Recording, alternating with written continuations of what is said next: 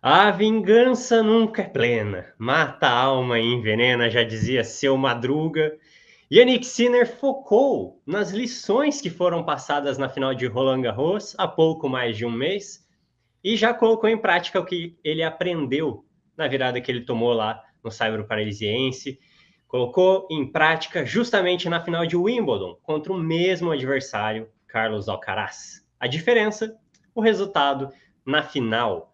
Com um tênis magistral, Yannick Sinner dominou o Alcaraz nos momentos decisivos, fez parecer que se eles ficassem jogando o dia inteiro, o italiano ainda sairia como campeão e ele acabou destronando o tenista espanhol, que havia vencido os dois últimos torneios na grama sagrada. É o primeiro título de Yannick Sinner em Wimbledon, e esse é o destaque do podcast Quadra principal dessa semana.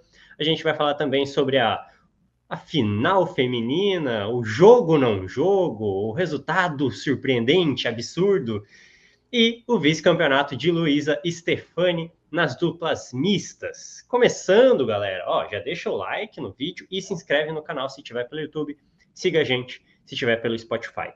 Começando pela final masculina, Yannick Sinner conquistou seu quarto título de Grand Slam, se eu não errei nas contas, quarto título de Grand Slam, o primeiro em Wimbledon, ao derrotar seu maior rival, Carlos Alcaraz, por 3-1 de virada. Se em Roland Garros o tenista italiano ficou completamente acuado diante da resiliência do tenista espanhol, dessa vez a história foi completamente diferente. Placar de 4-6, 6-4, 6-4, 6-4, e jogo quase que dominado completamente pelo Sinner nos momentos mais importantes. O jogo foi muito equilibrado, não à toa foi um monte de 6-4 em todos os sets foram 6-4. Mas na hora H, na hora dos pontos decisivos, o italiano foi melhor que o Carlitos. Já quero até deixar uma opinião minha aqui pro Daniel comentar em cima. Faltou um pouco de Alcaraz nessa final, né, Daniel? Na minha opinião, ele na verdade, eu acho que faltou Alcaraz no campeonato inteiro. Eu acho que diferente dos últimos dois torneios, diferente do que ele apresentou nas duas últimas edições de Wimbledon em que ele ganhou, a primeira, inclusive, numa final épica contra o Djokovic, eu acho que ele foi tropeçando, tropeçando, tropeçando, deixava um set ali, deixava dois sets aqui, e foi indo porque ele é muito bom, porque ele é o melhor ou o segundo melhor tenista da atualidade. Está muito equilibrado entre Alcaraz e Sinner. Cada torneio que eles jogam, a gente muda de opinião. Mas para uma final contra um tenista do calibre do Sinner, faltou um pouco de Carlos Alcaraz, na minha opinião. Quero saber qual é a sua opinião, Daniel. Salve, salve, meu amigo Lucas, ouvintes, espectadores do podcast Quadra Principal. Eu lembro quando a gente falou no último, né, no Roland Garros, da vitória, da virada do Alcaraz sobre o Sinner, que eu até falei, pô, essa derrota dura que o Sinner teve, né, essa virada, né, sacou pro jogo, teve match points, pô, ia trazer ensinamentos para ele, porque a gente fala, porque para muita gente derrota não ensina nada e tal, cara, até nas vitórias você aprende, cara, então, que eu tinha certeza que isso ia trazer para ele em Wimbledon, ele ia trazer muito dessa derrota, positivamente falando, para o Wimbledon, né, lembrando até o que aconteceu com o próprio Alcaraz em 2023, quando o Alcaraz perde na semifinal para o Djokovic, ele tem aquela cãibra, né? Até muito se associou para a parte mental, que isso ia fazer bem para ele. Ele ia chegar em Wimbledon, ele ia aprender muito com isso. E ele chega e vence o Wimbledon por cima do Djokovic. Até a gente discutiu se esse título do Alcaraz foi mais épico do que o título que ele conquistou em Roland Garros contra o Sinner. Mas, de qualquer forma, isso foi um aprendizado para o Sinner e ele já, no Grand Slam seguinte, ele já trouxe isso a seu favor. E uma campanha que ele teve alguns percalços. Nas oitavas de final, ele estava 2 sets abaixo contra o Grigor Dimitrov. E aí teve a fatalidade da lesão do búlgaro ali no 2-2 no terceiro set, né? Obviamente que a gente não sabe se o Dimitrov continuaria, o Sinner teria todas as condições de virar o jogo, virar para 3-2, mas né, o fato é que o Sinner contou com essa fatalidade, essa lesão do Dimitrov e avançou, né, para a fase seguinte. Também teve uma própria lesão ali no cotovelo, tanto que ele joga as fases finais com a proteção ali na região do cotovelo direito. Então, o Sinner também teve que lidar com esses percalços, né, de lesão. Mas falando do jogo, a gente menciona que o Sinner e o Alcaraz, você falou que o Alcaraz não veio para o torneio e tal. A questão é que a gente sempre acha que quando chega na final, o Alcaraz ele vai levando em banho-maria, mas quando ele chega na final ele vai crescer, né? Que ele vai crescer. Mas não foi isso que a gente viu, né? Embora no início do jogo o Sinner abre 4-2, quebra o Alcaraz ali no quinto game, e o espanhol reage. Conquista 4 games seguidos e fecha o set em 6-4. Uns e outros até andaram falando em redes sociais que o Alcaraz não perderia esse jogo de jeito nenhum. Alguns aí que vivem zicando, né? Tenistas brasileiros, times brasileiros, né? Mas enfim, né? Brincadeiras à parte, a gente volta àquela questão. O Sinner, a regularidade do Sinner. Esse foi o único momento de oscilação do Sinner na partida, né? Que ele tá vencendo por 4-2, perde 4 games seguidos e perde o 7-6-4. Foi o único momento de oscilação do Sinner. Isso, o Sinner ele é mais regular do que o Alcaraz. O Alcaraz ele oscila mais. E a gente viu um Sinner muito mais focado.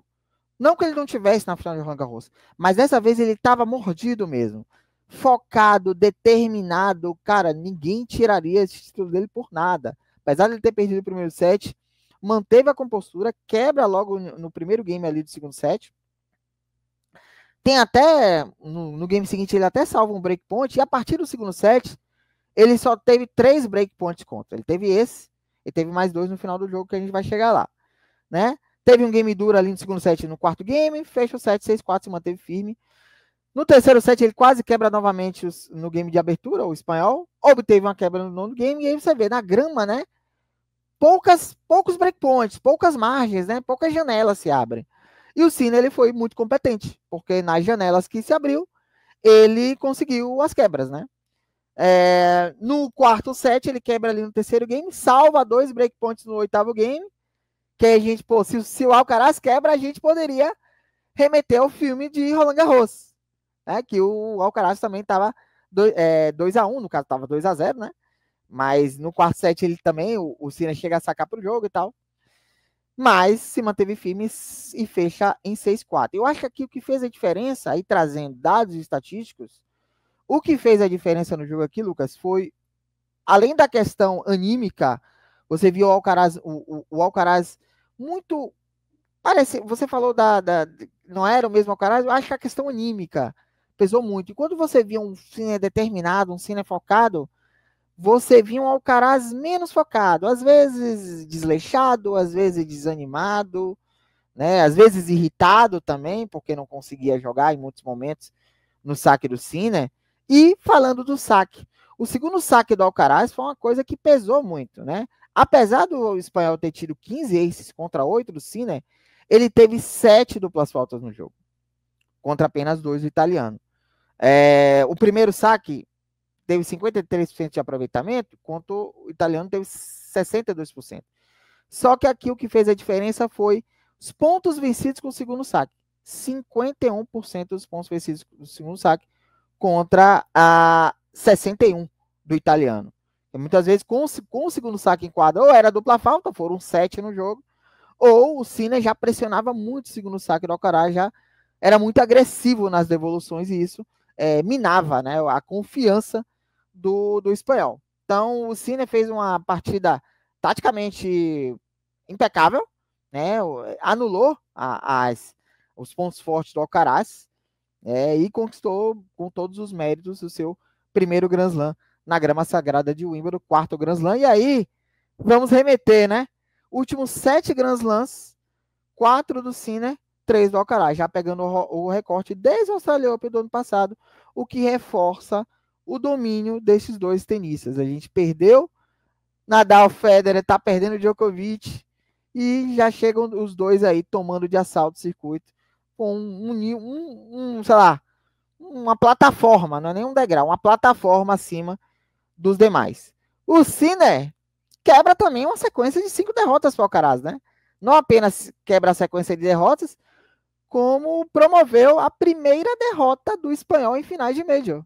Até então, o Alcaraz era 100%, o Sinner quebra esse tabu, quebra 2 tabus, quebra a sequência de derrotas para o espanhol e quebra também essa invencibilidade que o Carlitos tinha, né, em finais de Major. O Sinner também atinge com esse título a marca de 12.030 pontos. Ou seja, ultrapassou a marca dos 12 mil pontos do ranking mundial da ATP. Quinto jogador a atingir essa marca. Quem eram os outros 4? Apenas o Big Four. Apenas Nadal, Federer, Djokovic e Andy Murray chegaram à marca dos 12 mil pontos no ranking mundial da ATP. O Jannik Sinner é o quinto a atingir tal feito. Então, a gente tem aí uma dinastia, um domínio desses dois. Dessa vez prevaleceu a regularidade, né? E o plano de jogo do Sinner oscilou só ali naquela reta final do primeiro set. E aí já chega, e aí a gente pensa, próximo Grand Slam, eu sou, quem são os favoritos? Eles dois novamente. Com o Sinner na quadradura, acho que o Sinner é mais dominante, venceu os últimos Grand Slams na quadradura, e quem a gente já pode colocar ele como principal favorito para o título do US Open. Então, parabéns ao Sinner, uma derrota em Roland Garros que se transformou em vitória em Wimbledon, um aprendizado, se vingou muito bem, mas muito das lições. Então, você aí que tá ouvindo, tá vendo esse podcast, é isso, cara. Derrotas também trazem ensinamentos. E o Sinner trouxe esse ensinamento para o Wimbledon. Dessa vez não deixou a vitória escapar, venceu com todos os méritos. Que beleza. Estava falando, estava mudo o microfone, muito bom. E impediu o tricampeonato do Carlitos. E agora a gente tem uma nova batalha. Quem é que vai completar o Career Slam mais rápido? Será que é o Carlitos, que só falta a Australia Open para ele? Ou será que é o Sinner, que só falta Roland Garros para ele? Eu acho que é o Sinner, porque o Carlitos em nenhum momento conseguiu demonstrar boas condições na Austrália. Nunca aconteceu isso nesses 3 anos que ele está aí no topo do tênis, dividindo ali, claro, com Sinner e Djokovic. Ele nunca chegou numa final de Australia Open, por exemplo. Então, acho que é um desafio maior para o Carlitos. O Sinner bateu na trave em Roland Garros nesse ano. Então, acho que é mais provável que o Sinner consiga completar aí os 4 títulos de Grand Slam antes do Carlitos. Mas vamos ver, vai que o Carlitos faz uma super preparação no final desse 2025 e chega voando para 2026, né? Quem sabe? Dezembro, Ibiza é baixa estação, né? Então não vai ter Ibiza para viajar, então ele pode se focar aí nesse início de temporada, porque também início de temporada é muito desafiador, né?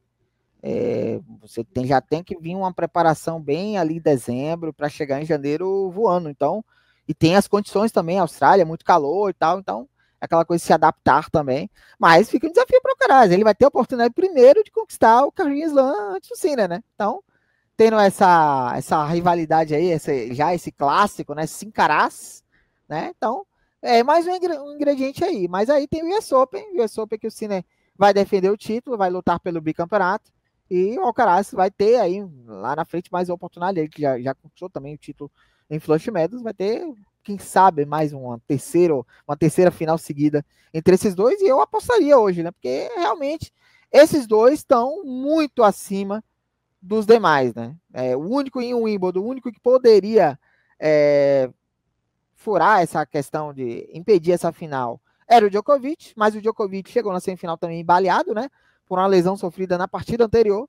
Então, ele estava sem muitas condições, o Sinner atropelou. Então, era o único que podia impedir, né? E eu soube, acho que nem o Djokovic, eu acredito, que possa impedir aí. Vai precisar de algo muito fora da curva para não termos, mais uma vez, uma final entre Sinner e Alcaraz, né? Então, diferentemente da WTA, que a gente vai falar já já, a ATP tá ficando previsível. São dois tenistas extraordinários, que ainda não chegaram no auge, isso que é legal, mas nessa questão de competitividade, a gente vê os Grand Slams previsíveis na questão no masculino, né?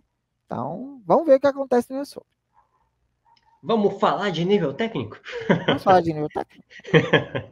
E se o Sinner venceu o US Open, ele iguala o Carlitos em número de títulos de Grand Slam, tá 5-4 para o Carlitos, por enquanto. Vamos falar agora de final feminina. Eu estou feliz porque acertei, cravei que Iga Swiatek seria campeã. Se vocês voltarem lá no vídeo de análise das chaves, eu apostei na polonesa, enquanto todo mundo dava ela como morta. Eu consegui acertar algo muito improvável de acertar, ou seja, gastei toda a sorte da minha vida num resultado que não vai me trazer benefício nenhum. Mas, Daniel e ouvintes, a gente quase não teve jogo. A Anisimova, adversária da Iga Swiatek na final, estava em sua primeira final de Grand Slam. A Iga estava em sua primeira final de Wimbledon, mas a Anisimova não apareceu em nenhum segundo, não deu o ar da graça na partida. Placar de duplo 6-0, algo que não acontecia numa final de Wimbledon desde 1911, quando Dorothea Lambert-Chambers, campeã olímpica 3 anos antes, venceu a Dora Butchby na rodada de desafio, em que a campeã da chave de Wimbledon jogava contra a atual campeã do torneio para assim definir quem seria de fato a campeã daquele ano. Nesse caso, a Dora venceu a chave, foi jogar contra a Doroteia, acabou perdendo por duplo 6-0. Mas Valia tipo um cinturão, né? é tipo isso. Boxe. Outros tempos. Era o início do esporte ainda, se a gente for contar por tempo, né? Muito longe da era aberta. Então, quando eu fui pesquisar isso, eu achei muito curioso, porque eu nem tinha lido isso em matérias. Eu fui na pesquisa mesmo, e aí fiquei sabendo dessa rodada de desafio que eles chamavam quando existia isso, né? Que era meio que a campeã já estava na final já. Mas, Daniel, me impressionou muito o nervosismo da Anisimova ao longo da partida. Chorou muito na entrevista depois. A Anisimova que venceu a Sabalenka na semifinal, venceu o número 1 do mundo para chegar na final de Wimbledon, mas infelizmente foi um domínio completo da Iga. Não sacou bem a Anisimova, e acho que parte daí, né? O saque é o principal fundamento. Se você saque e comete muita dupla falta, se você está sacando muito fraco, vira um convite para o seu adversário, e foi esse caso, infelizmente, nessa final. Dificilmente a gente vai ver algo assim de novo, talvez precise de mais 100 anos para a gente ver isso, e que a Anisimova se recupere, né? Acho que fica a marca mental nesse caso. Você falou de Wimbledon 1911, na verdade, só 3 vezes isso aconteceu em finais de Grand Slam. Teve essa vez, teve agora com Iga, e teve a final de Roland Garros em 1988, que Steffi Graf aplica uma bicicleta na Natasha Zvereva. Lembrando que em 1988 foi o ano que a Steffi Graf conquistou o Golden Slam. Até hoje é a única que atingiu tal feito, né? Os 4 Grand Slams e a Olimpíada numa mesma temporada. Então, só essas 3 vezes tivemos bicicleta em final de Grand Slam, né? Cara, assim, é aquilo, né? Se esse jogo fosse uma terceira rodada, numas oitavas de final, talvez a Anisimova não entrasse tão nervosa assim. Pelo contrário, acho que ela entraria com franca atiradora, jogaria mais solta, jogaria a responsabilidade toda para a Iga e talvez criasse mais, com certeza, certamente criaria mais dificuldade. A questão é que ela, primeira final de Grand Slam para ela pesou muito, né? Tava muito nervosa, mas eu imaginei que ela fosse aos poucos se soltando, né? A tensão, principalmente para quem tá marinheira de primeira viagem, né? Chega na primeira final de Grand Slam, quadra central lotada, nunca viveu esse ambiente na vida, ao contrário da Iga, que já é experiente, já fez final de vários títulos Roland Garros, fez final do US Open, agora o Wimbledon, já tá mais habituada, né, em disputar finais Grand Slams. Mas eu imaginei que com o decorrer do jogo, a Anisimova fosse se soltando, fosse deixando o nervosismo de lado e causasse mais resistência à Iga, né? Mas não foi isso que aconteceu realmente, foi um monólogo que a gente viu. Né? Não sei nem o que comentar dessa final. A gente vai comentar o quê, cara? 12 games jogados, todos vencidos pela Iga. Não tem o que dizer do jogo, de falar de tática, de técnica, de saque. Mas, de fato, o saque, quando não entra, mexe no psicológico e mexe em outros atributos, né, do jogo. Então, a Iga vence, e aí você vê como são as ironias do esporte, né? A Iga não vencia um título há mais de um ano, o último título foi Roland Garros ano passado, e quis o destino, isso que essa é a graça do esporte, é a graça do tênis, que ela volte a conquistar um título, volte a conquistar um Grand Slam, na superfície que ela tinha mais dificuldade, que era a grama. E que pesa o fato que ela já tinha um título juvenil em 2018, mas juvenil é uma coisa, profissional é outra. Então era a superfície que ela tinha mais dificuldade, e ela conquista de forma brilhante, né, o título de Wimbledon, É a campeã de Wimbledon nos anos 2000 que menos perdeu games, foram 35 games perdidos apenas na campanha. A Iga também é a terceira jogadora a vencer suas 6 primeiras finais de Grand Slam, ao contrário do Alcaraz, que perdeu sua invencibilidade de finais de Grand Slam. A Iga manteve a sua invencibilidade, manteve 100%. Né? Igual às marcas de Margaret Court e Mônica Seles. E oitava jogadora a ganhar Grand Slams em todas as superfícies, igualando a Chris Evert, Martina Navratilova, Hana Mandlikova, Steph Graf, Serena Williams, Maria Sharapova e Ashley Barty. Então, a Iga entra nesse seleto grupo de conquistar títulos de Grand Slam em todas as superfícies. Então, você vê, né? Apesar da má fase, a Iga estava ali chegando em fases finais, você vê que é má fase. A má fase dela era quinto lugar, oitavo lugar no ranking. Mas aí, vence de forma brilhante o Wimbledon, sobe para terceiro lugar no ranking mundial, né? Atrás apenas de Coco Gauff e Aryna Sabalenka. Enquanto a Anisimova, cara, a ironia, né? Ela inicia o Wimbledon metendo uma bicicleta na Yulia Putintseva. E termina o Wimbledon com a bicicleta contra, né? E ela chorou muito, como você falou, né? Na premiação, lembrou da mãe, né? Que graças à mãe ela chegou onde chegou. E ela teve também, lembrando, né? Que ela se afastou em 2023 para cuidar da saúde mental, tinha perdido o pai, então ela se afastou, voltou ano passado a jogar.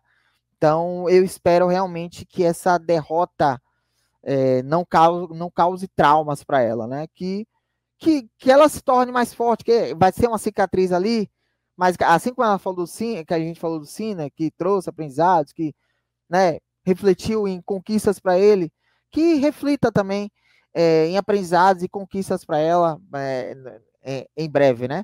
De qualquer maneira, isso não apaga a grande campanha que ela teve e entrou no top 10, né? Agora é a número 7 do mundo. Então, foi uma pena, né? Foi uma pena. A gente esperava uma grande final, né? E parabéns a você, Lucas, porque acertar campeã de Wimbledon no feminino é tipo um bilhete premiado da loteria, porque realmente é bem difícil, né? Dado você ver as últimas finais aí, né? Algumas finais até aleatórias, e você conseguiu, né? Você não estava acertando nada. Quando acertou no alvo. Campeã de Wimbledon, Iga Swiatek. Queria eu ter acertado na loteria e ter errado a campeã de Wimbledon, mas enfim.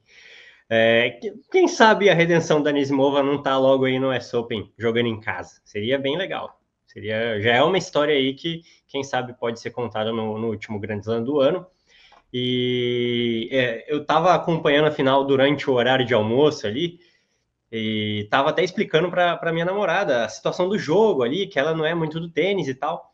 E aí estava falando para ela: é um grande problema quando você não consegue nem confirmar um saque. É um grande problema. Porque daí vem aquele sentimento mais afobado, assim, não, peraí, eu preciso fazer um. Não, de zero não vai ser. Pelo menos um tem que ir. E aí vai passando os games, e vai passando os games, e é dupla falta, tá de dupla falta. E aí, no saque da Iga, a Iga não dava chance. Cara, é difícil, é difícil. E a Iga entrou na cabeça da Anisimova de um jeito, assim, que foi muito impressionante.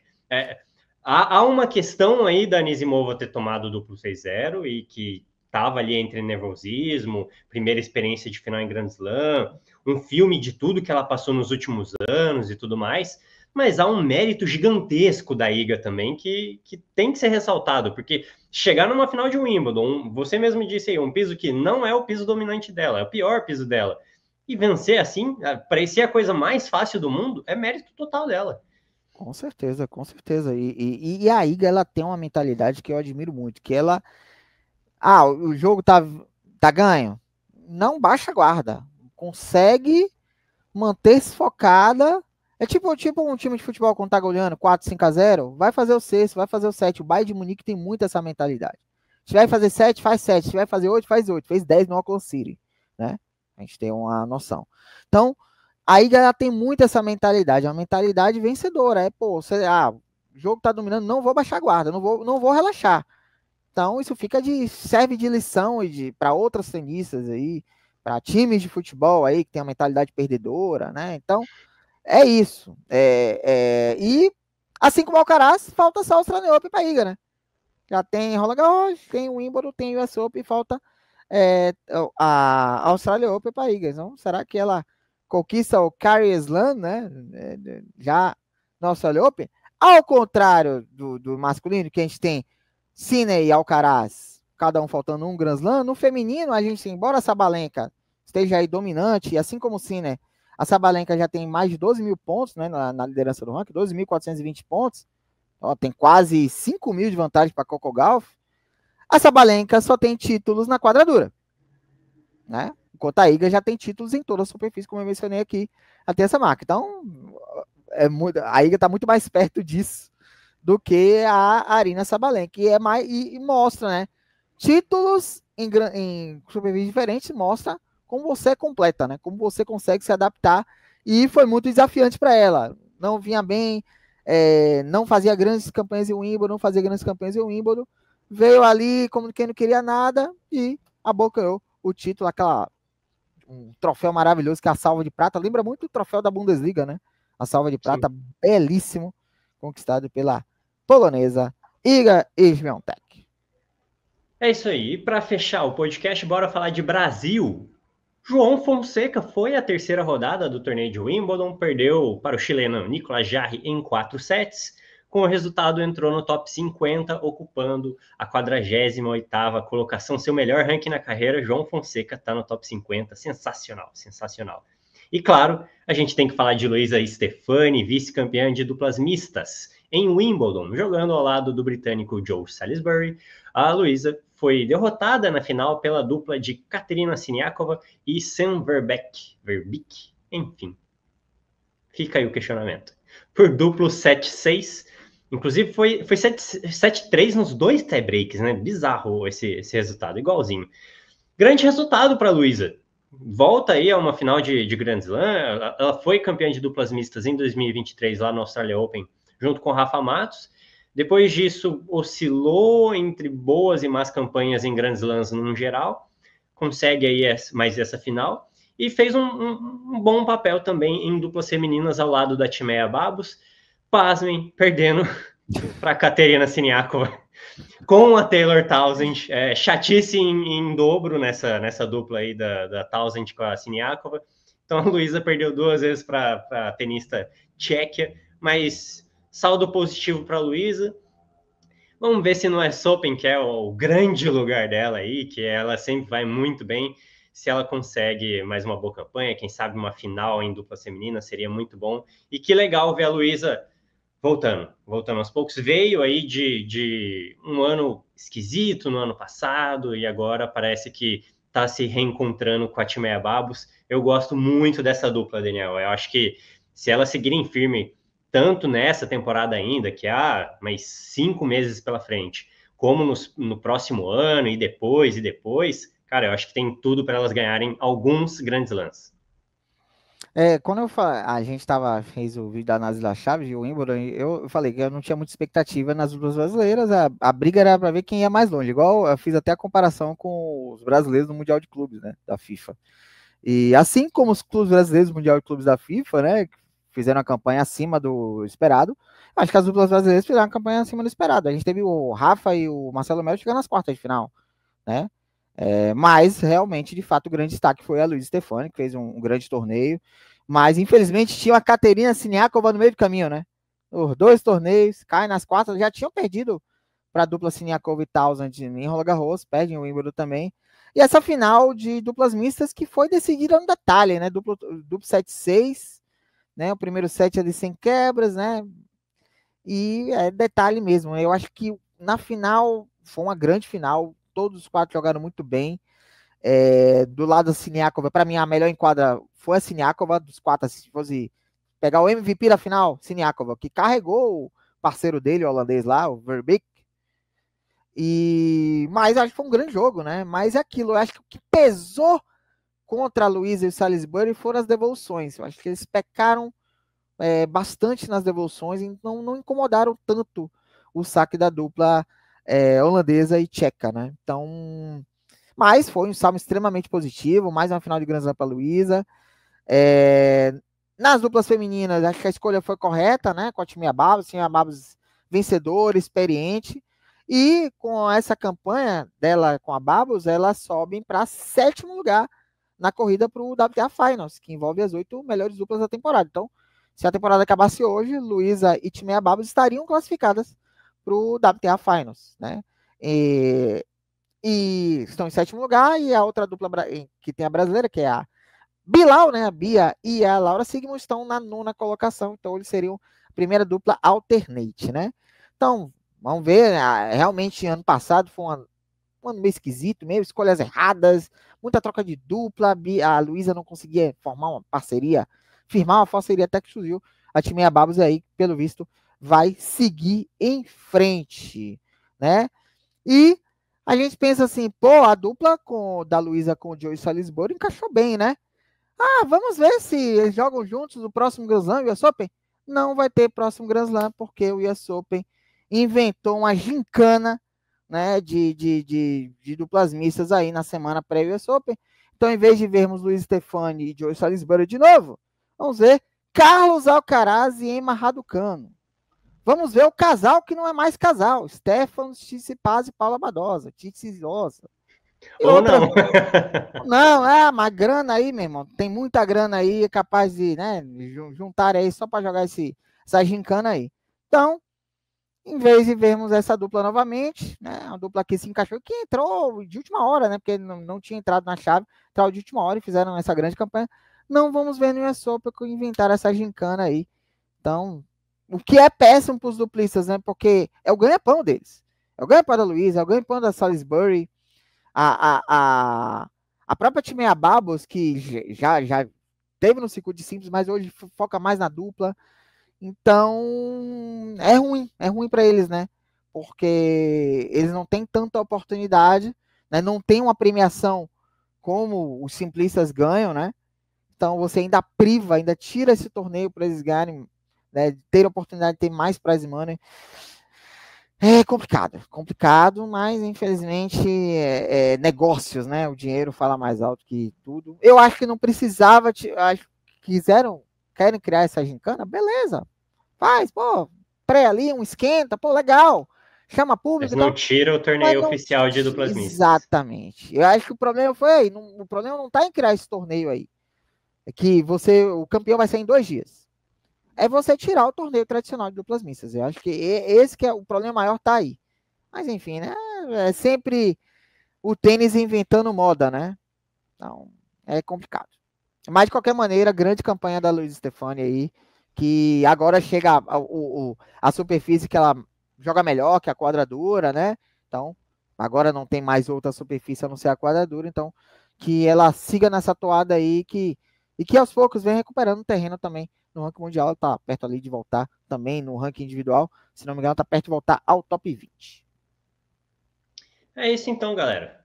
Meia hora aí, um pouquinho mais de meia hora falando sobre os grandes resultados aí de Wimbledon. Muito obrigado para você que nos acompanhou até o final. Deixa o like no vídeo, se inscreva no nosso canal. Se estiver pelo Spotify, nos siga para não perder novas edições. E até a próxima, galera. Falou, até mais.